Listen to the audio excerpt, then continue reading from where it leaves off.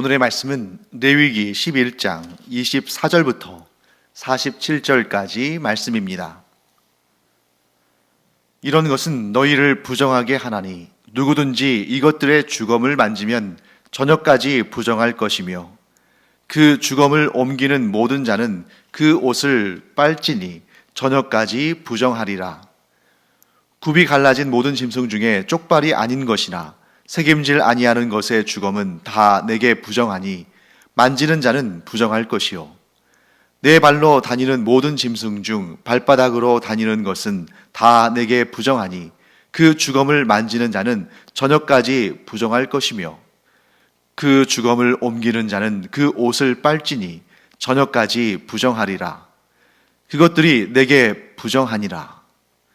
땅의 기는 길짐승 중에 내게 부정한 것은 이러하니 곧 두더지와 쥐와 큰 도마뱀 종류와 도마뱀 무치와 육지 악어와 도마뱀과 사막 도마뱀과 카멜레온이라.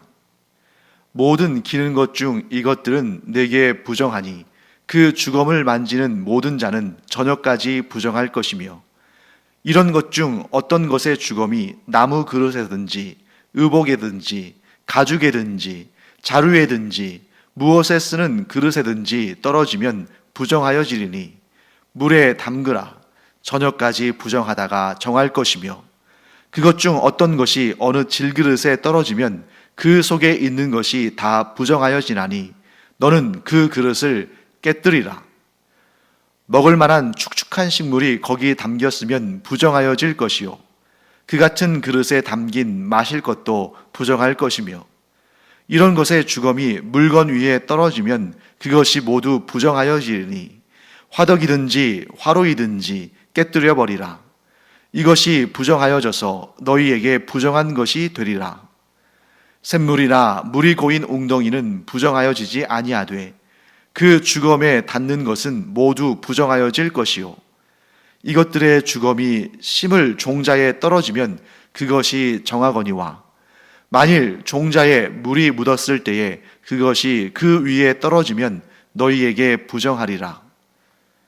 너희가 먹을 만한 짐승이 죽은 때에 그 주검을 만지는 자는 저녁까지 부정할 것이며 그것을 먹는 자는 그 옷을 빨 것이요 저녁까지 부정할 것이며 그 주검을 옮기는 자도 그의 옷을 빨 것이요 저녁까지 부정하리라. 땅에 기어다니는 모든 길짐승은 가증한즉 먹지 못할지니 곧 땅에 기어다니는 모든 기는 것 중에 배로 밀어 다니는 것이나 네 발로 걷는 것이나 여러 발을 가진 것이라. 너희가 먹지 말지니 이것들은 가증함이니라. 너희는 기는 바 기어다니는 것 때문에 자기를 가증하게 되게 하지 말며 또한 그것 때문에 스스로 더럽혀 부정하게 되게 하지 말라. 나는 여호와 너희의 하나님이라. 내가 거룩하니 너희도 몸을 구별하여 거룩하게 하고 땅에 기는 길짐승으로 말미암아 스스로 더럽히지 말라. 나는 너희의 하나님이 되려고 너희를 애굽 땅에서 인도하여 낸 여호와라. 내가 거룩하니 너희도 거룩할지어다. 이는 짐승과 새와 물에서 움직이는 모든 생물과 땅에 기는 모든 길짐승에 대한 규례니 부정하고 정한 것과 먹을 생물과 먹지 못할 생물을 분별한 것이니라. 어제 우리가 본 본문 곧 레위기 11장의 앞부분에서는 부정한 생물 또 정한 생물 그리고 먹을 수 있는 그러한 생물 또 먹어서는 안 되는 부정한 생물에 대해서 하나님께서 규정해 주셨습니다. 그래서 부정한 생물 곧 부정한 짐승이나 부정한 물고기나 부정한 새나 부정한 곤충이나 이런 것들을 먹으면 어떻게 되겠어요? 부정해지겠죠. 그리고 오늘 본문에는 또 다른 부정에 대해서 말씀합니다. 자, 어떻게 되어 있냐면 부정한 짐승, 부정한 생물의 사체, 곧 주검에 접촉을 하면 부정하다라고 말씀하십니다. 자, 그래서 그건 당연한 거겠죠. 부정한 짐승이나 뭐 물고기나 새나 곤충 같은 부정한 생물을 먹어도 부정한데, 그런 부정한 생물의 주검과 접촉했을 때 당연히 부정하겠죠. 그런데 여기에서 주의해야 할 문제가 하나 있습니다. 자, 그러면 우리 이렇게 생각할 수 있잖아요. 부정한 짐승을 먹으면, 즉 부정한 생물을 먹으면 부정하고, 정한 생물을 먹으면 부정하지 않으니까 부정한 생물의 사체와 접촉하면 부정하고, 부정하지 않은 곧 정한 생물의 사체와 접촉하면 부정하게 되는 것은 아니지 않을까? 그 규칙대로라면 그렇죠. 그런데 오늘 본문의 말씀은 그렇게 말씀하지 않으십니다. 우리 39절 말씀 한번 제가 읽어보겠습니다. 너희가 먹을 만한 짐승이 죽은 때에 그 주검을 만지는 자는 저녁까지 부정할 것이며. 자, 여기에서 너희가 먹을 만한 짐승이라는 것은 부정하지 않은 짐승이고 곧 그것은 정한 짐승인데, 부정하지 않은 곧 정한 짐승의 사체를 곧 주검을 만져도 접촉해도 저녁까지 부정하다는 거예요. 자, 여기에서 우리가 아주 중요한 원리를 정리할 수가 있죠. 부정한 짐승은 살아있을 때나 죽었을 때나 모두 부정합니다. 그런데 부정하지 않은 짐승은 살아있을 때는 부정하지 않지만 죽어서 사체가 되면, 즉 주검이 되면 부정해집니다. 자, 여기서 우리가 뭘 할 수 있어요? 주검, 곧 생물의 사체는 그 생물이 부정한 것이든 부정하지 않은 것이든 모두 부정하다. 곧 사체는 곧 부정하다. 이렇게 우리가 알 수 있는 것입니다.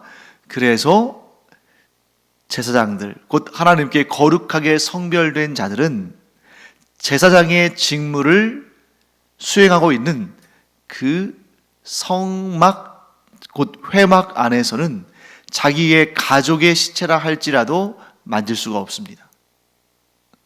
그래서 나답과 아비후가 하나님께서 진노하셔서 하나님의 불로, 여호와의 불로 그들을 죽이셨을 때 그들에게 아버지 아론이 있고 동생들 엘르아살과 이다말이 있었습니다만, 그들은 하나님의 거룩한 직무를 수행 중에 있었기 때문에 자기의 아들들, 자기의 형들을 접촉하지 못했어요.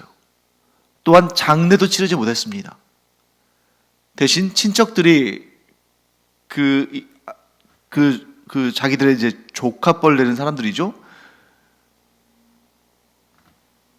그 나답과 아비후를 끌어내서 밖으로 가지고 나가서 장례를 치렀습니다.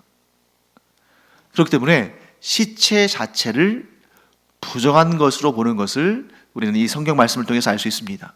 그러면 시체, 시신, 주검, 사체, 이와 같이 생명이 떠난 그 몸을 부정한 것으로 여기는 이유는 무엇일까? 저는 그게 두 가지 이유가 있다고 생각합니다. 첫째는 위생적인 차원이죠. 자, 부정한 짐승이나 정한 짐승이나 죽어서 사체가 되면, 곧 주검이 되면 부패가 아주 신속하게 진행되고 그로 말미암아 인체에 해를 미칠 수 있는 병원균들이 그 안에서 활발하게 나타나게 됩니다. 그래서 그것에 접촉하게 되면 그것이 부정한 생물의 사체든 정한 생물의 사체든 사람에게 좋을 리가 없죠. 더군다나 오늘날처럼 이렇게 의학이 발전되고 치료를 쉽게 받을 수 있는 시대가 아닌 그 광야에서 방랑하고 방황하는 그 시대에는 얼마나 위생의 차원에 있어서 이 사체들, 그 주검들이 위험 요소겠습니까? 그렇기 때문에 손대지 못하게 하시는 거죠. 하나님께서 함부로 손대지 못하게 하시는 것입니다. 그리고 어쩔 수 없이 자기의 의도와는 다르게 어쩔 수 없이 접촉하게 되면 물로 씻고 저녁까지 부정한 자가 되어서 다른 사람들과의 접촉을 막아주는 거죠. 그래야 전염병이나 이러한 세균이나 병균들이 전파되는 것을 막을 수 있기 때문입니다. 그래서 위생적인 차원에서 볼 때에 부정한 짐승을 먹으면 안 되죠. 그래서 정한 짐승은 먹어도 됩니다. 그런데 죽음의 경우는, 사체의 경우는 그것이 부정한 짐승이든 부정하지 않은 짐승이든 모두 다 부정하게 되는 걸로 보는 것입니다. 그 다음에 이런 죽음을 부정한 것으로 보는 두 번째 이유는 영적인 차원입니다. 자, 어떠한 경우에도 죽음은 부정한 것이죠. 왜? 죄의 결과물이니까. 그래서 이런 사체에 접촉하는 것을 극단적으로 하나님께서 주의하게 하심으로 말미암아 죄의 결과물이 얼마나 끔찍한 것인지를 잘 알게 하시는 것이죠. 그것은 부정한 것이다. 그러므로 이런 사체에 접촉하는 것을 하나님께서 부정한 것으로 규정하심으로 말미암아 이스라엘 백성들은 어떠한 깨달음을 얻겠어요? 영원한 생명이 얼마나 소중한 것인가. 죽음을 넘어서는 사체를 극복하는 이러한 영원한 생명의 구원이 얼마나 소중한가를 이러한 율례들, 이런 규례들을 통해서 알 수 있게 되는 것입니다. 자, 그러면 부정한 사체, 이 죽음을 접촉했을 때 어떻게 해야 되는가? 하나님은 두 가지 방법으로 대처를 하게 하십니다. 첫째, 이런 사체들과 접촉한 기물들을 어떻게 처리하는지를 보여주시는데, 나무 그릇이나 의복이나 가죽이나 어떤 자루, 곡식을 담아놓는 자루나 그릇 같은 것들이 이런 죽음과 접촉을 하면, 그 죽음은 당연히 부정한 짐승이든 부정하지 않은 짐승이든 모두 포함되는 거죠. 모든 종류의 죽음과 나무 그릇, 의복, 가죽, 자루, 그릇 이런 것들이 접촉하면 어떻게 하라고 하셨냐면 물에 담가두고 저녁까지 부정한 상태로 있다가 저녁이 지나면 이게 깨끗해진다, 정해진다. 그때 물에서 꺼내가지고 사용하는 거죠. 즉 물에 담가놔라. 일정한 시간이 지날 때까지 물에 담가 놓으면 그 시간이 지난 다음에는 정결케 된다. 이렇게 말씀하신 것입니다. 자, 그런데 모든 것을 다 물에 담가서 정결케 하는 것은 아닙니다. 어떤 경우는 깨뜨리는 것들이 있어요. 세 가지가 있는데, 첫째는 질그릇이고 그 다음에 화덕과 화로입니다. 33절부터 35절까지를 제가 한번 읽어볼게요. 그것 중 어떤 것이, 즉 사체를 의미하는 것입니다. 죽음. 어느 질그릇에 떨어지면 그 속에 있는 것이 다 부정하여지나니 너는 그 그릇을 깨뜨리라. 먹을 만한 축축한 식물이 거기에 담겼으면 부정하여질 것이요, 그 같은 그릇에 담긴 마실 것도 부정할 것이며, 이런 것의 죽음이 물건 위에 떨어지면 그것이 모두 부정하여지리니 화덕이든지 화로이든지 깨뜨려 버리라. 이것이 부정하여져서 너희에게 부정한 것이 되리라. 자, 질그릇, 화덕, 화로는 죽음에 접촉하면 깨뜨려야 한다. 이렇게 말씀하셨습니다. 자, 왜 그럴까? 이유가 있지 않겠습니까? 이럴 때는 우리가 찬찬히 꼼꼼히 살펴봐야 됩니다. 질그릇, 화로, 화덕 이런 것들의 공통점이 있는데, 이것이 흙으로 만들어졌다는 거죠. 점토, 끈끈한 흙으로 만든 것들은 깨뜨려야 한다. 자, 왜 그럴까요? 예를 들어서 노시나 철기나 이런 걸로 만든 것들은 깨뜨려지지 않고 흙으로 만든 것은 깨뜨릴 수 있으니까 깨뜨려라. 이렇게도 볼 수 있을 것 같습니다. 자, 그러면 왜 나무로 만든 그릇이나 또 패브릭으로 된 그러한 일종의 자루, 또 짐승의 가죽으로 만든 것, 이런 것들은 왜 찢거나 깨뜨리지 않고 그냥 물에 담가 놓는가? 흙이 가진 특징 때문이죠. 자, 질그릇이나 화로나 이러한 화덕 같은 경우는 흙으로 만들었기 때문에 거기에 특유의 숨구멍이 있습니다. 우리가 그런 얘기 많이 하잖아요. 흙으로 만든 옹기는 거기에 눈에 보이지 않는 미세한 숨구멍이 있어서 그런 옹기에 쌀이나 김치나 이런 것들을 담가 놓으면 더 신선하고 맛이 좋다, 이렇게 얘기하기도 하죠. 그렇기 때문에 이 고대의 사람들이지만, 지금으로부터 3,500년 전 사람들이지만 이 원리를 알고 있다는 거죠. 그래서 이런 화덕, 화로, 질그릇, 이렇게 흙으로 만들어진 그런 용기들은 부정이 쉽게 그 안으로 배어든다고 생각한 것입니다. 금속이나 나무나 돌이나 이런 것들은 거기에 이렇게 쉽게 부정이 침투하지 못하는데, 이런 질그릇이나 화덕이나 화로는 흙으로 만들어졌기 때문에 그 숨구멍을 통해서 부정이 침투해 들어간다. 그렇기 때문에 그것은 씻어봤자 그 속에 침투해 들어간 부정을 제할 수 없으니까, 정결케 할 수 없으니까 깨뜨려라. 그리고 그 안에 담겨 있던 축축한 음식이나 물이나 이런 것들도 그 부정에 오염될 수 있으니까 그것도 다 부정한 것이다, 이렇게 말씀하는 것이죠. 그래서 우리는 뭘 할 수 있냐면, 죄의 속성, 이 부정한 것을 통해서 죄의 속성을 알 수 있는데, 죄라는 것이 스며들어가는, 그것을 허용하기 시작하면, 이 부정한 죄를 허용하기 시작하면 그것이 우리 안으로 스며들어가서 웬만한 물로는 씻기지 않는 그러한 아주 집요한 특성을 가지고 있다 하는 것을 알게 됩니다. 자, 여기에서 우리가 뭘 알 수 있냐면, 하나님은 이와 같이 부정함, 곧 죄를 아주 단호하게 대처하신다. 아주 깨끗하게 씻든지, 아니면 그렇게 씻을 수 없다면 깨뜨려서 그 부정함을 제거하시는 그러한 분이 바로 우리 하나님이시다 하는 것입니다. 그래서 하나님은 부정과 죄에 대해서 단호하시다. 그런데 여기서 우리가 또 알 수 있는 사실이 있죠.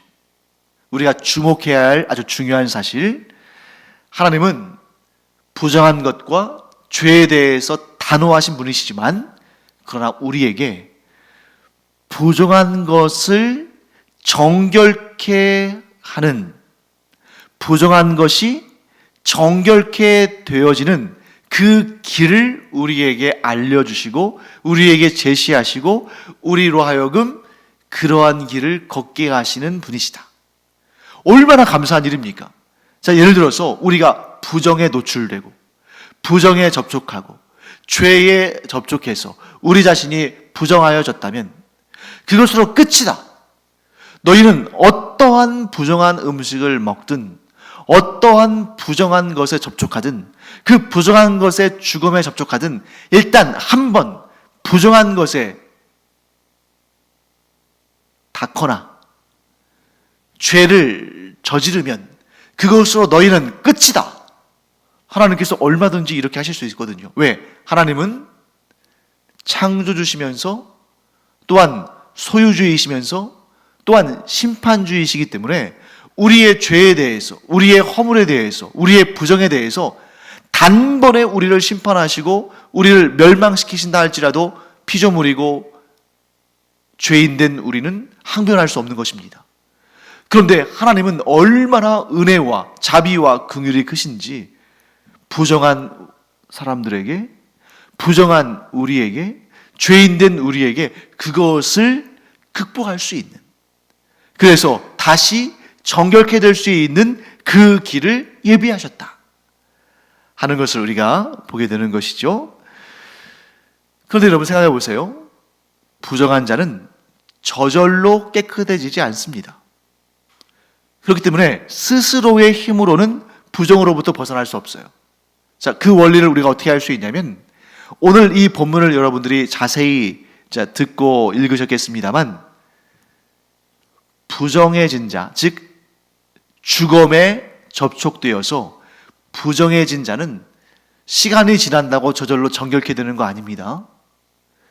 자기가 자기 내부에 어떠한 에너지나 어떠한 기능이나 어떤 힘으로 저절로 깨끗해지는 거 아니에요? 그럼 어떻게 해야 됩니까? 물로 씻어야 됩니다. 옷도 물로 씻고 몸도 물로 씻고 저녁까지 기다려야 되는 거예요. 그렇기 때문에 하나님께서는 우리가 저절로 정결케 될 수 없는 것을 아시고 우리를 위해 그 부정과 죄 문제를 해결할 수 있는 정결케 될 수 있는 길을, 그 방법을 우리에게 보이셨다 하는 것입니다. 그래서 죽음과 접촉했을 때에 정결케 되기 위해서 가장 많이 사용하는 방법은 물로 씻는 일이다 하는 것입니다. 물로 씻는 방식을 통해서 부정으로부터 벗어나서 정결케 된다. 그래서 이 물이 갖는 기능을 사용하신 거죠. 자, 그런데 물에 특별한 기능이 있어서가 아니라 이것은 예식입니다. 예식이라는 것은 뭐예요? 어떤 의미를 담아내는 그런 외적인 그런 어떤 행위죠. 그렇기 때문에 부정한 자가 정결케 되는 것은 물이 가지고 있는 특별한 의식 때문이 아니라, 능력 때문이 아니라 이 사람이 하나님 앞에 자신이 부정하여졌음을 시인하고 회개하고 자숙하고 겸비하는 그 마음을 보시면서 그를 다시 정결케 하시는 것인데, 그때 물로 씻는 방식이라는 이러한 예식을 통해서 정결케 되는 것을 확인케 하시는 것입니다. 그래서 이 물로 씻는 행위가 부정한 것을 정결케 하는 그런 예식이라는 것이, 이런 구약적인 예식이 신약으로 연결되어서 나타나는 것이 있는데 그게 바로 세례입니다. 자, 많은 사람들이 요단강에서 세례를 베풀고 있는 세례 요한에게 나갔습니다.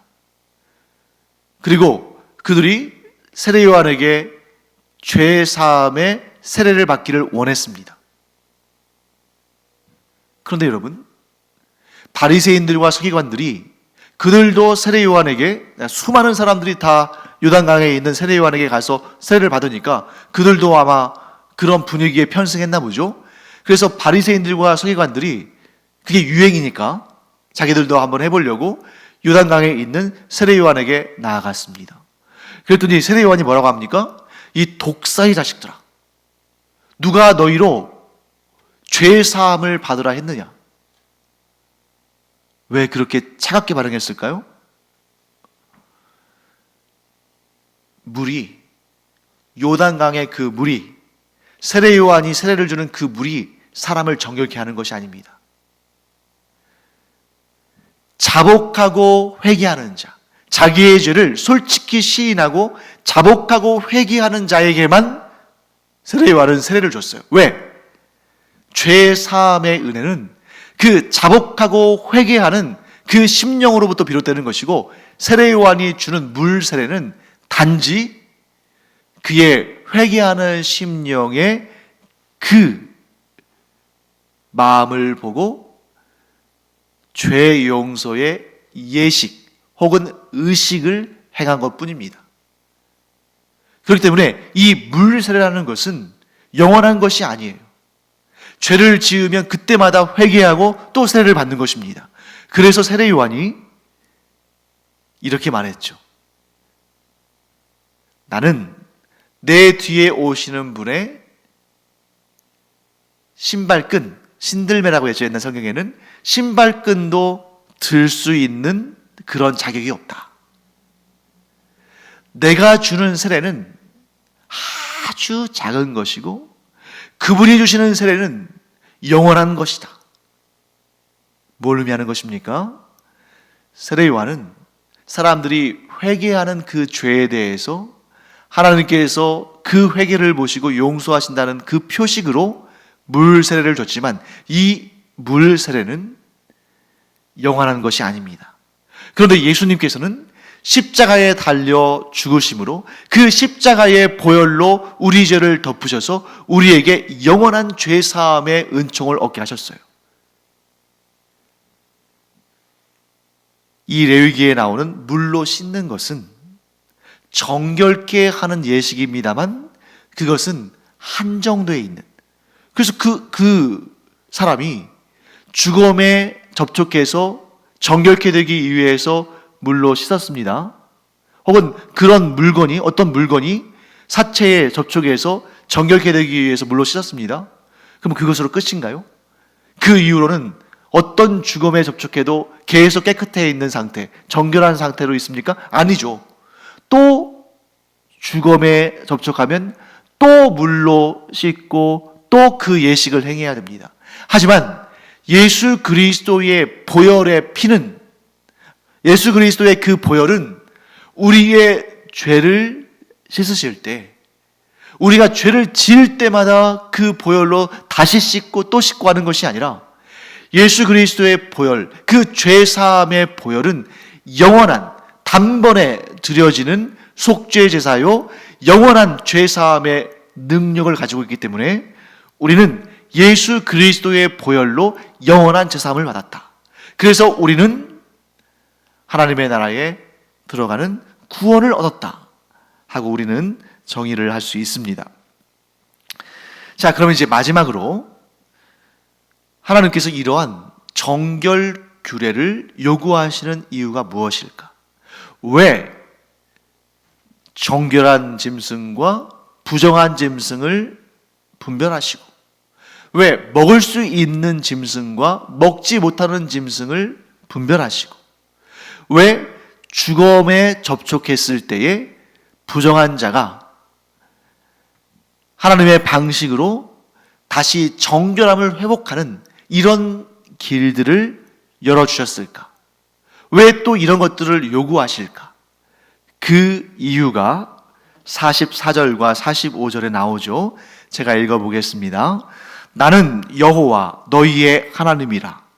내가 거룩하니 너희도 몸을 구별하여 거룩하게 하고 땅에 기는 길짐승으로 말미암아 스스로 더럽히지 말라. 나는 너희의 하나님이 되려고 너희를 애굽 땅에서 인도하여 낸 여호와라. 내가 거룩하니 너희도 거룩할지어다.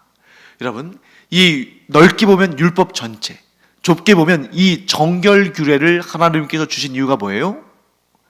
하나님께서 거룩하시기 때문에 하나님의 백성들인 이 이스라엘 백성들도 거룩하기를 바라시는 것이고, 또한 이 규례들을 정확히 왜 그런지 그 이유를 다 모른다 할지라도 이 규례를 하나님의 뜻대로, 하나님의 말씀대로, 하나님의 명령대로 믿음으로, 순종으로 이 규례들을 지킬 때 하나님은 그 믿음을 보시고 그 순종함을 보시고 그들을 거룩하고 정결하다고 인정해 주시는 것입니다.